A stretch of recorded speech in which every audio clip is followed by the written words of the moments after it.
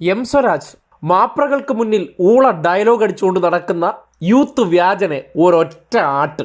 ഇയാളാണോ L D എഫിന്റെ സ്ഥാനാർത്ഥി എപ്പോൾ പ്രഖ്യാപിക്കണമെന്ന് തീരുമാനിക്കുന്നത്? ഇയാളുടെ ചെലവിലാണോ എൽ ഡി എഫ് ഉള്ളത്? സ്ഥാനാർത്ഥി നിർണയവുമായി ബന്ധപ്പെട്ട് മാപ്രകൾ വലിയ സംഭവമായി കൊണ്ട് നടക്കുന്ന യൂത്ത് വ്യാജനെ കുറിച്ചുള്ള ചോദ്യത്തിനാണ് സ്വരാജിന്റെ മറുപടി. യവനാണോ തീരുമാനിക്കുന്നത്? യവനാരാ? ആ വാചകത്തിലുണ്ട് യൂത്ത് വ്യാജന് ഇടതുപക്ഷ നേതാക്കന്മാർ കൽപ്പിച്ചിരിക്കുന്ന വില എന്തെന്ന്. ഒരു MLA ആയിരുന്നിട്ട് പോലും അതായിട്ട് പോലും പരിഗണിക്കാൻ മുതിർന്ന നേതാക്കന്മാർക്ക് മനസ്സ് വരുന്നില്ല. കാര്യം, ഒരു പദവിയിലിരിക്കുന്ന വ്യക്തിയോട് ആദരവ് തോന്നണമെന്നുണ്ടെങ്കിൽ വായിൽ കിടക്കുന്ന നാവും കയ്യിലിരിക്കുന്ന പ്രവൃത്തിയും ശരിയായിരിക്കണം. ഇത് രണ്ടും ഉടായ്പായിരിക്കുന്ന ആളെ ഇങ്ങനെയല്ലാതെ പിന്നെ എങ്ങനെയാണ് ആട്ടുന്നത്? കേരള നിയമസഭയിലെ ഒരു MLA മാർക്കും അല്ലെങ്കിൽ ഒരു ജനപ്രതിനിധിക്കും ഈ ഗതികേട് വരുന്നുണ്ടാകില്ല. യൂത്ത് വ്യാജൻ എന്ന് കേട്ടാലേ സകലർക്കും പരമപുച്ഛമാണ്. ഒരുമാതിരി PV അൻവറിനെ കണ്ട അവസ്ഥ.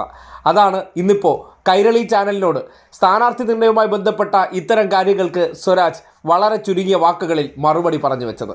ജനങ്ങളെ ബാധിക്കുന്ന പ്രശ്നങ്ങൾ, നാടിന്റെ വികസന പ്രവർത്തനങ്ങൾ, ഇത്തരം കാര്യങ്ങളൊക്കെയാണ് ചർച്ച ചെയ്യേണ്ടത്. പിന്നെ തെരഞ്ഞെടുപ്പിൽ സ്ഥാനാർത്ഥിയെ പ്രഖ്യാപിക്കുന്നത് ഓരോ മുന്നണികളുടെയും അവകാശമാണ്. അതെന്ന് പ്രഖ്യാപിക്കണം, അത് അവരാണ് തീരുമാനിക്കുന്നത്. ഇയാളാണോ LDF സ്ഥാനാർത്ഥി എപ്പോൾ പ്രഖ്യാപിക്കണമെന്ന് തീരുമാനിക്കുന്നത്?